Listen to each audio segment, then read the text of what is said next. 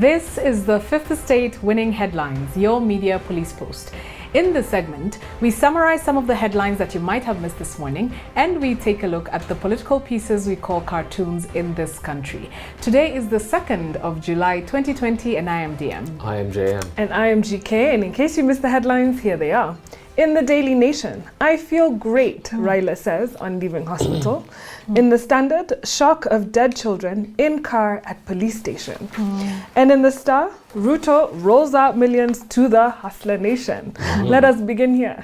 Where are these millions coming from? A good question. Good question. Although the Star doesn't tell us. Yeah. What the Star does tell us is that the second in command, who has fashioned himself as the leader of the poor majority, our very own deputy president, is dishing out millions by way of cash and tools of trade to small businesses to solidify his appeal to these constituents. So the DP has opened his purse to various youth and women groups during this COVID period. He's dished out laundry machines, salon items, tailoring machines, water tanks, welding machines, motorcycles, animal feed, and so on and so forth.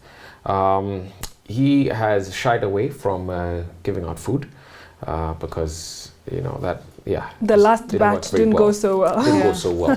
Somebody messed them up. Yeah.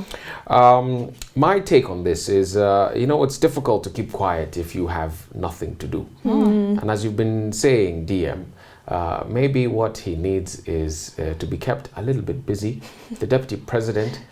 I've been saying that. In the olden days, you're made vice president and minister for home affairs, so this kind of thing, and maybe he should be made a minister for environment or that kind of thing, just to keep him busy. He's a DP without portfolio. Kind of exactly. Precisely. No, it's true, Jem. I have been saying that because we read the constitution here, and his job is to do what the president tells him. That's his constitutional mandate.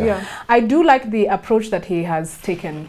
It is one of teaching people how to fish, not giving them fish. Moving them. Absolutely. So giving them motorcycles in order that they may do their own businesses, which will go even beyond the pandemic, and they'll be able to sustain themselves and be independent. I like that model. Yes. Kenyans are in need of that. Moving from earners of wages to owners of capital. I applaud it. The only thing, as I asked before, source of funds. For a man who has not declared his wealth, we don't know exactly what comes from. So GK, you would suggest that this headline should have been Robin Hood rolls out millions. Something like that. So we have a 3-part criteria that we're going to use to break down the headlines. We'll ask ourselves whether it is topical or speculative, whether it is repetitive or groundbreaking, and whether it is thoughtful or just plain lazy. What do we say about the Star?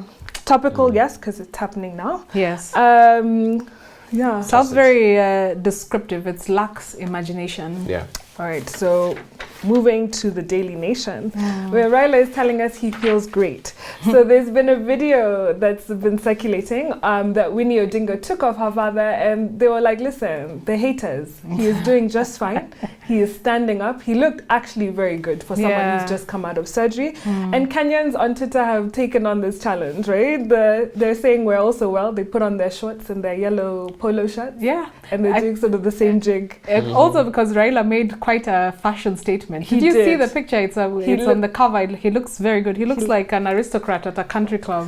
Very dapper. Very dapper. But you know what? He promised that he will be back, and BBI is still on course. Yes. So he's going to be back. And it's really important for a potential presidential candidate to always let people know that he's in good health and tell his competitors and enemies not to celebrate. Exactly, not too soon. Then we have the Standard. The Standard is a very sad story, a bizarre, sad story. The bodies of 2 children that were reported missing 10 days ago on the 11th of June were found in a police station and in the boot of a car in a police station. Wow. So the family had been, these are actually 2 4-year-olds who are friends and lived in the same estate. The families had been looking everywhere for them, and eventually they turned up dead in the police station. So it's very bizarre because the car in which they were found is a car that was either impounded or had an accident and had been in the police station for weeks. And the owner came to collect the car eventually and found that the boot was reeking. There was a foul smell. Informed the police, and they went to and discovered the bodies of the children wrapped in plastic bags. But what is so bizarre about this story also, in addition to it having the children having been found in a police station right under the nose of law enforcement, is what the detectives say. They said that there's two possibilities. One is that the children were killed somewhere else and brought there. That is almost obvious. But the second one is the hypothesis that perhaps the children, as they were playing in their estate, found their way to the police station, got into the boot of the car, locked themselves inside and suffocated, which is a very bizarre hypothesis because the children, of course, did not wrap themselves in the plastic bag. So it's very suspicious. It's either the police, this is in Machakos, by the way, it is either the police are involved in this, or they're being framed, or that the killer is I don't know if you guys have spotted a trend here of children who are increasingly becoming victims of desperation by their parents and that kind of thing. It's a really sad trend that's beginning to happen. I'm sure we have a Ministry of Social kind of Welfare and Children Affairs. Every county has a children's department, and we need to step in. I think people need to start making noise about this, because yes, we're living in desperate times, but children are a blessing. Children will always find people to feed them and that kind of thing. And the other thing, as a word of encouragement to Kenyans, and I usually say, don't apply a permanent solution to a temporary problem.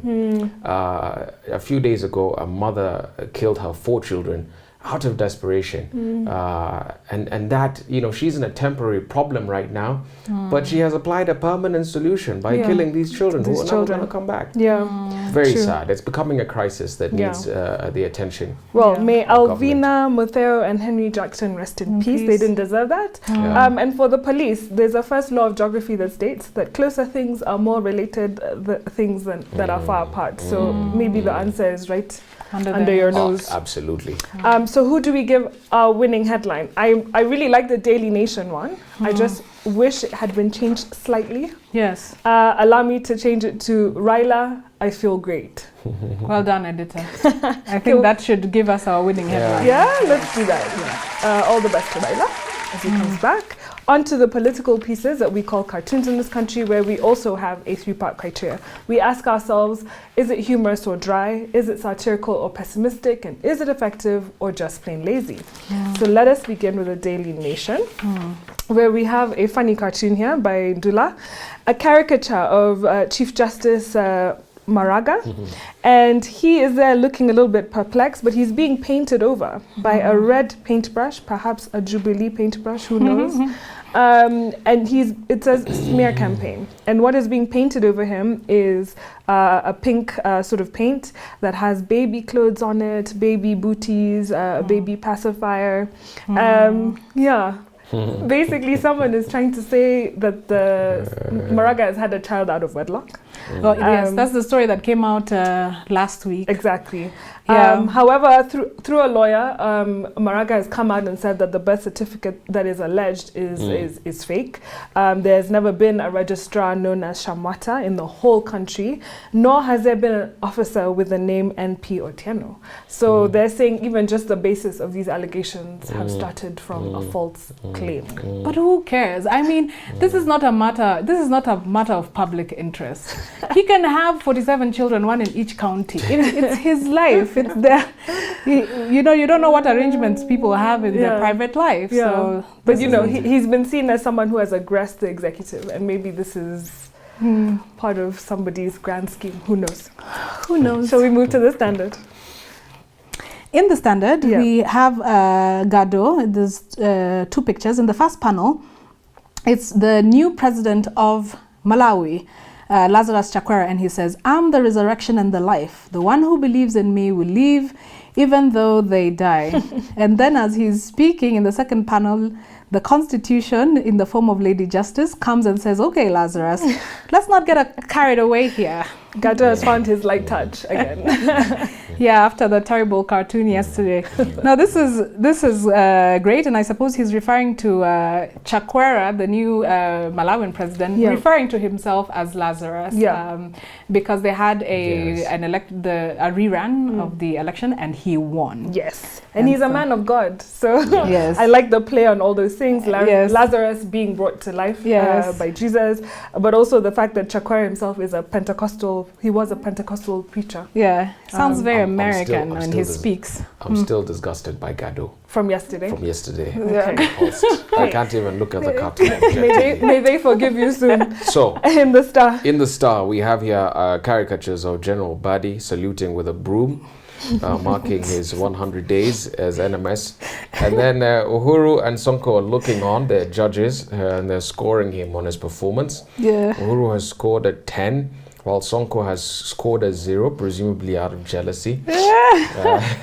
And there's a play there with the 100 days and the scorecards. And the scorecards. I love it. It's so brilliant. good. Uhuru Kenyatta looks so love-struck. He's besotted. So impressed with himself. But you guys, Nairobi is looking fresh. It is looking very clean and swanky. Look at Buddy's legs though. This is a brilliant caricature. Yeah, it is. Can we give the Star a winning cartoon? It made me laugh the most. Undoubtedly. Yeah? Yes. Yeah. So you can toss the rest and keep the Star. There we go. And there you have it. The Star gives us our winning cartoon. And what is our final thought? And now our final thought. But before that, we'd like to remind our viewers to subscribe to our YouTube channel. Today, we are inspired by the book Games People Played by Eric Berne. And he wrote this book in 1964. So he explores the fascinating and bizarre world of psychological games where players unconsciously manipulate each other into acting in alienating and self-destructive ways. So although you may not know it, you are a game player every day and everywhere. And so am I. So are we all. Every human interaction, he tells us, has a game in the undercurrent. So he says that these games play out in friendships, in people who are dating, in marriages, especially in marriages, in the workplace, in parties. All human interactions have the potential to be a game. So this book was written to help us understand ourselves and other people, and to be able to spot the games, but also besides that, to be able to interpret what these games mean. But further than that, he wants us to discover that life could be so much better without games. If we were all just straightforward in our interactions. So you may have noticed, he says, that despite the general chaos of human behavior, there's some behavioral patterns that repeat themselves. And he says that after observing thousands of patients, he's a psychologist, after looking at their interactions, he came to the conclusion that we as human beings have 3 ego states: parent, child, and adult. So we oscillate between these 3 states when we are interacting with other people. And these states comprise systems of feelings, thoughts, and behavior, and they develop throughout the course of our lifetime. So the ego state you are acting from at any given moment depends on both your past and your present. So it's not just what you're experiencing at that moment, but everything comes together to inform the ego state that you will be in, the interaction that you will have, and consequently the game that you will play. So for example, when growing up, each child imitates its caretaker or parent or whoever it is that is in charge of them. And that is where the parent ego state comes from. We find that even as adults, we subconsciously imitate the behavior of the people who brought us up. For instance, if you grew up in a household where your caretakers shouted at you, then you tend to replicate that behavior upon other people, and it manifests in your interactions. The other is the adult ego state. This is the grown-up in our ego, and it is the source of our rational thinking. So it develops as we learn how to reflect on our experiences throughout childhood, and allows us to make decisions based on the present. Finally, there's the child ego state. And this is the spontaneous way of being that we were born with. This is how we naturally were. And I like this state personally because it's the origin of our emotions and our creativity and also our intimacy. So as you grow older, you lose the ability to be truly intimate because you enter the adult state. Yeah. So unfortunately, over time, the child can get buried under the adult and the parent state. But the good news is that it is possible to deliberately bring back the child and free yourself from these influences and return to spontaneity and being the natural child and release your inhibitions. Fantastic. Yeah, so when very I'm interesting. So when I'm being immature, it's my inner child sort of taking over. Yes, or if you are arguing with your partner and telling him, why didn't you wash the dishes? It's your parent coming out and then your partner takes on the child ego. Fantastic. Yeah. So he goes on to explore different sets of games that many people interact with in their lives. Yeah. So I'll take the game of the alcoholic. And this is a kind of social transaction that deals with excesses. You do too much of that thing and that's what makes you an alcoholic. So he says that with the alcoholic, doesn't matter who you are, there's a 5-handed game. It has 5 key sort of characters or roles, right? So I'll go through them pretty quickly. The central role, obviously, is that of the alcoholic. And he is the one who is it, right? So he is played by a man named White. The chief supporting role is that of the persecutor. And this is typically played by a member of the opposite sex, such as your spouse. The third role is that of the rescuer. And this is usually played by someone of the same sex, often the good family doctor who is interested in curing your alcoholic habit or is also interested in the drinking problems space, right? The psychology of that. And in the classical situation, the doctor successfully cures or rescues the alcoholic from this habit. Now, after White, now the alcoholic in this scenario, has not taken a drink for 6 months, they congratulate each other with this third role, the rescuer, the doctor. However, the following day, Mr. White is found in the gutter, drunk, right? And then comes in the fourth role. Now, this is the minion or the dummy. Now, in literature, this is played by the man who extends credit to the alcoholic, gives him a sandwich or coffee or some food when the alcoholic is broke and can't afford it. And then he says that in life, this role is more frequently played by the alcoholic's mother, who gives him money and often sympathizes with him about how, misunderstood he is by his wife. Of course. By the alcoholic's wife, yeah? And in this aspect of the game, White is required to always account for, why he needs the money. And people play that role. They play along with him, even though at the end they know that the money will be spent on alcohol. And then sometimes the dummy or this minion slides into another role, and that role is called the agitator, the good guy, who sometimes says, you know what, come, let's just have a drink together, not knowing that also that makes the alcoholic sort of spiral. The fifth role, the final role, is the professional in all drinking games, and he is the bartender or the liquor. Now, he's also the connection, the direct source of, the stuff. But the difference between the connection and the other players is the difference between professionals and amateurs in any game. Because the professional knows when to stop. Because at a certain point, a good bartender or a store liquor clerk will stop selling to you. He'll say, you know what, this is too much. And then he goes on to tell us that in the initial stages, an the wife, who was in the second role of the persecutor, may actually play all 3 supporting roles. So at midnight, she might become the minion or the dummy, which helps him undress, make him coffee, and let him even possibly beat up on her. Now, remember, this book was written in 1960. Yeah, so that's why that comment is there. In the morning, she might play the persecutor, berating him for the evil of drinking. And in the evening, she might become the rescuer again, pleading with him to please change. So he says, as with any game, it comes to an end when one player stops playing, right? And for an alcoholic, the game is to stop drinking. However, in psychology, he says that alcoholics, once they stop drinking, they're continually always tempted to drink. And this is because they become less excited, they're less excited about life, but they also feel like they're less interesting. So when they go out, they have this sort of fear of, am I as interesting as I was when, I wasn't when I was drinking? And so he says a true game cure would be that alcoholics should be able to go out, have a drink, and behave responsibly without sort of jeopardizing themselves. I agree. Yeah. Otherwise, they spend their lives with something hanging over their head and something that they fear. Exactly. Yeah. Yeah. The author gives us a window into the state of mind of criminals, and he asks, have you ever wondered what drives people to lead the dangerous lifestyles of criminals, con men, thugs, drug dealers, and the like? And one motivation, he says, is that desire to play cops and robbers.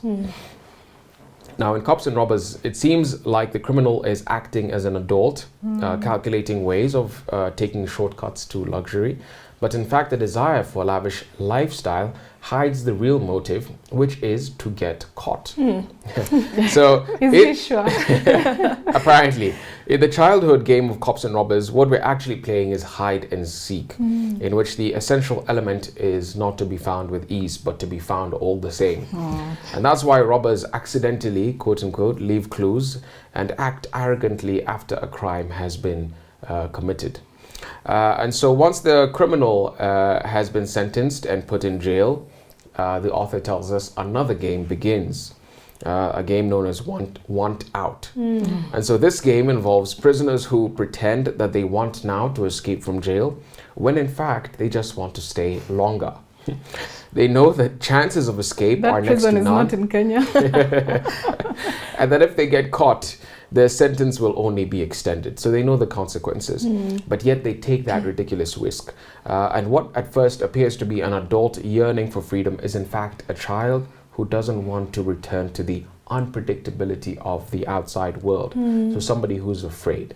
So the prisoner attempts to escape, they know the consequences, and they get punished yet again, and they're secretly happy to stay within the safety of the prison. Now the other thing he says is that there's two types of criminals. There's those who are in it for profit, and there's those who are in it for the game, who just want to be in that high of leaving clues, being pursued, being sought after, that cat and mouse game. And most fall within that bracket.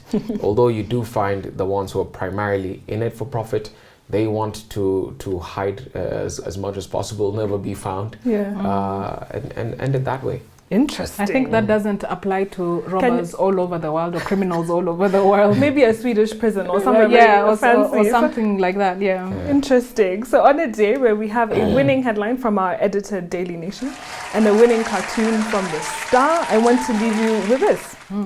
For certain fortunate people, there is something which transcends all classifications of behavior, and that is awareness, something which rises above the programming of the past, and that is spontaneity, and something that is more rewarding than games, and that is intimacy. So may you always look for that intimacy in your life. Let's stop playing games all the time. So please, subscribe to our YouTube channel. Find us on TV. We're on GoTV, Pan Free to Air, and Star Times. Have a lovely evening.